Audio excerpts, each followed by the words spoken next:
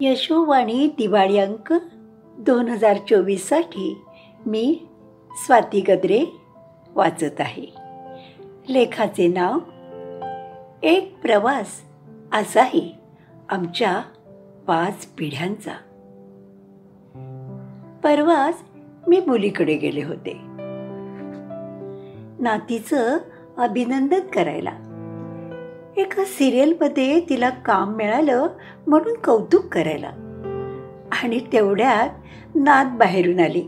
हातात एक चौकोनी बॅग, व्हॅनिटी बॅग की काय म्हणतात ना ती मिरवत, आणि खांद्यावर छोटीशी पर्स सावरत. ओ डिअर आजी म्हणत ती माझ्या गळ्यात पडली. तिचा गोडसा आनंदी चेहरा बघत, तिचं अभिनंदन करत मी पण तिची पापी घेतली. पण खरं सांगू, तिची ती प्रसाधनांची चौकोनी बॅग बघताच मी नकळत भूतकाळात गेले. नजरेसमोर आली आजी व तिची कोनारात ठेवलेली लाकडी पेटी सुद्धा. वाड्याच्या खिडकीच्या मोठ्या चौकटीत ती बसायची, उजेडाचा अँगल धरून. मग ती पेटी उघडायची.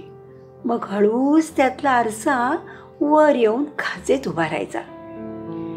पेटीतच असलेल्या तेलाची झारीमधील तेल घेऊन आजी केसांना चापून चोपून बसवत, अगवळ लावत खोपा घालायची. मग डबीतली पिंजर लावलं की झाला आजीचा मेकअप तयार. दुसऱ्या दिवसापर्यंत ना इकडे तिकडे केस, न कधी पिंजर विस्कटलेले. हसतमुख चेहऱ्याची आजी सदा ओचा बांधून फ्रेश कामाला तयार. मी 5-6 वर्षाची असेन तेव्हापासून माझ्या बकेट लिस्टमध्ये आजीची पेटी जाऊन बसली होती. पण आई, मी, माझी मुलगी आम्ही कोणीच तशी पेटी वापरली नाही. आई तर भिंतीला टांगलेल्या छोट्या आरशात बघायची. बाजूला खिडकीतच पावडर किंवा गंधाची बाटली कंगवा असायचा. नंतर घरात गोदरेज कपाटावरचा असलेला मोठा आरसा आला. माझं लग्न झालं तेव्हा आरसा असलेल्या ड्रेसिंग टेबलची फॅशन आली होती. मुलीच्या ड्रेसिंग टेबलला आता 3 आरसे असतात. नातीच्या खोलीत ड्रेसिंग टेबलावर 3 आरसे तर आहेतच, शिवाय एक भिंतभर आरसा. आजीच्या पेटीत झारी, कंगवा, लोकरीचे तुकडे आणि मुख्य म्हणजे कुंकवाचा करंडा असायचा. आता नातीची बॅग सुद्धा तशीच चौकोनी, पण त्याच्यात अनेक क्रीम्स, पिना, सेंट्स अशा अनेक गोष्टी. नसतं फक्त कुंकू. कुंकू जरा विस्कटलं तरी धास्तावणारी आजीपासून पुढे कुंकवाच्या बाटल्या, टिकल्या आल्या. आणि आता तर कुंकू हवंच कशाला? किती ऑड दिसतं ते या सर्व गेटअपमध्ये. या विचारांची माझी नात. मनात आलं, खरंच आपण साधारणपणे आजी, आई, स्वतः, मुलगी आणि नात या 5 पिढ्यांचा प्रवास खरं तर जवळून पाहत असतो. त्याचे आपण साक्षीदार असतो. त्या आधीच्या पिढ्या आपण फक्त पुस्तकात, सिनेमात पाहत असतो किंवा कधी त्यांच्याबद्दल ऐकत असतो. पण या माझ्या घरातल्या 5 पिढ्या मी झपाट्याने बदलत गेल्याचं जवळून बघते आहे. हातात पैसे खुळखुळत ठेवण्याची, असण्याची तशी आवश्यकता नाही. गरजा सर्व भागतायत ना, अशा विचारांची. किंवा आजोबांना न विचारता 1 पैसाही खर्च न करणारी माझी आजी. वडिलांनी पगाराचा पैसा हातात दिल्यावर निघवतीने संसार करणारी माझी आई. आणि नवऱ्याला तुझा पगार, पैसा तू माझा आणि माझा असलेला पैसा तुझा, आपल्या दोघांचा. नवऱ्याला तुझे नातेवाईक, घरदार, सगळे सणवार, व्रतवैकल्य ती माझेच काम असे समजून धावून धावून नोकरी करणारी ती मी. आणि नवऱ्याला तुझा पैसा आपण खर्च करू, माझा पैसा आपण बँकेत साठवूया असं म्हणणारी मुलगी. आणि आपली खाती, आर्थिक व्यवहार वेगळेच असू दे असे कदाचित उद्या म्हणणारी माझी नात असू शकते. खरंच केवढा फरक घेतलेल्या आणि मिळवलेल्या आर्थिक स्वातंत्र्याचा. अनवाणी पायाने मोठ्या श्रद्धेने वडाला फेऱ्या मारणारी माझी आजी, वडाची फांदी आणून घरात पूजा करणारी आई, नुसत्या उपवासावर वटपौर्णिमेचे व्रत करणारी ती मी. आणि मी का पूजा करायची, नवऱ्याने का नाही असं म्हणणारी पण पूजा करणारी माझी मुलगी. आता नातीचं माहीत नाही. एकीकडे 7 जन्म एकाची सोबत राहू दे म्हणणारी स्त्री एकाशी पटेल की नाही सांगता येत नाही. लगीन गाठ हलकेच राहू दे, पटलं नाही तर सोडायला सोपं होईल असं म्हणणारी. लग्न हवेच कशाला, लिव्ह इन मध्ये असणे बरे असं म्हणणारी आधुनिक युवती. अचंबित होते हो मी हा प्रवास पाहताना. चुलीच्या समोर बसून लाकडे फुंकणारी आजी, मग पुढचा प्रवास कोळशाची शेगडी, पंपाचा स्टोव, गॅस, आणि मग रांधावाड्यातून बाहेर पडून बायकांनी हे डॉंकी वर्क करावेच कशाला, फक्त फ्रीज आणि मायक्रोवेव्ह स्वयंपाकघरात असला की बास असं म्हणणारी नवयौवना. खरंच किती बदल, किती किती आणि किती बदल एका पिढीतून दुसऱ्या पिढीत जातानाचे. घरात गोकुळ नांदावं, पै पाहुण्यांमुळे घर आनंदात गजबजलेलं असावं असं म्हणणारी आजीची पिढी. मग हम दो हमारे दो, हम दो हमारा एक, मग फक्त हम दोनो करत मी माझे मला, कुठले कोणाचे बंधनच नको, एकटेपणात सुख मानणारी नव्यातली नवी पिढी.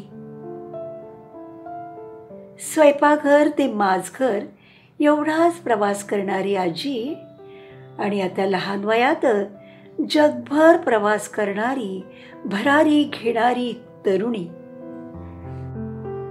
वडील, नवरा, मुलगा यांच्या आधाराने जीवन जगणारी एक पिढी, तर दुसरीकडे मुंगी उडाली आकाशी तिने गेलेले सूर्याशी असे वाटावे असा हा भरारी मारणारा प्रवास एकीकडे. किती बदल स्त्रीच्या अंतर्बाह्य रूपाचा, आचारांचा आणि विचारांचा. माझ्या या 5 पिढ्यातच किती उदाहरणे, किती बदलत गेलेल्या गोष्टी मी पाहत आहे. किती स्थित्यंतरे, कितीतरी परिवर्तने. छोट्या मोठ्या अनेक गोष्टी सगळे जर लिहित बसले ना तर खरं तर एक मोठं पुस्तकच होईल.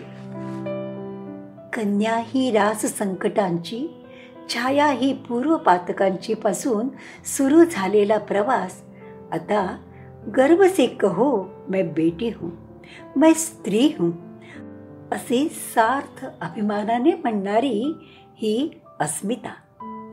अबला नव्हे सबलापर्यंतचा हा प्रवास. केवढे हे आत्मभान.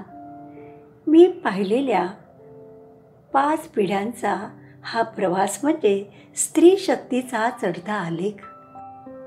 या प्रवासात यातली कुठली पिढी आदर्श, कुठली पिढी जास्त सुखी, कुठल्या पिढीचं चांगलं किंवा वाईट कोणी ठरवायचं. पण मनात प्रश्न येतो, पूर्वीच्या पिढ्यांमध्ये एवढा झपाट्याने बदल होत होता का, झाला होता का? मग आता या प्रवासात कुठून आला हा एवढा वेग? कशामुळे झाले हे परिवर्तन? शिक्षणामुळे, मिळालेल्या व मिळवत गेलेल्या स्वातंत्र्यामुळे, की दाबून ठेवलेल्या चेंडूचा उसळी घेऊन दुपटीने उसळण्याचा हा प्रयत्न?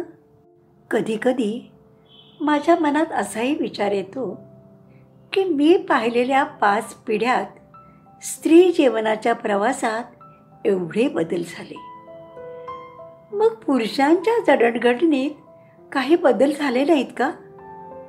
आजोबा, बाबा, नवरा, मुलगा, नातू यांच्या आचार विचारात फरक झालेच नाहीत का?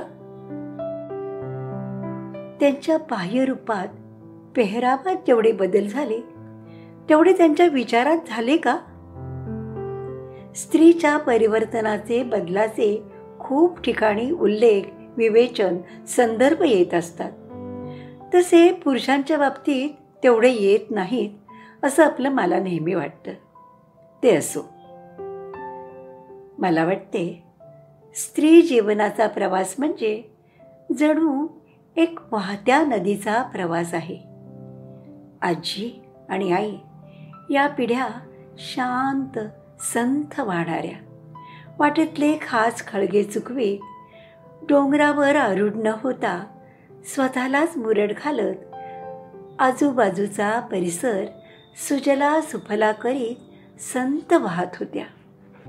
तर माझ्या पुढच्या पिढ्यांचा वाहता प्रवास म्हणजे जणू प्रचंड वेगाने धावणारी नदी, पाण्याचा प्रपात जणू सर्व शक्तीनिशी धावणारा, सारे कवेत घेऊ पाहणारा. मग या प्रवासात माझी पिढी कुठे आहे असे मी स्वतःला विचारते. तेव्हा मनात येते, जुन्याला धरून ठेवीत, नव्याशी जुळते घेत, आपलेसे करणारी अशी माझी पिढी धबधब्याच्या वरच्या टोकावर उभी आहे. आधीच्या पिढीचा संथ प्रवास जाणून घेत आणि पुढच्या पिढीचा आवाका समजून घेत माझ्या पिढीचा प्रवास चालू आहे. असा हा तिचा प्रवास चालू आहे, चालूच राहणार. काळानुसार वळणे घेत चालूच राहणार.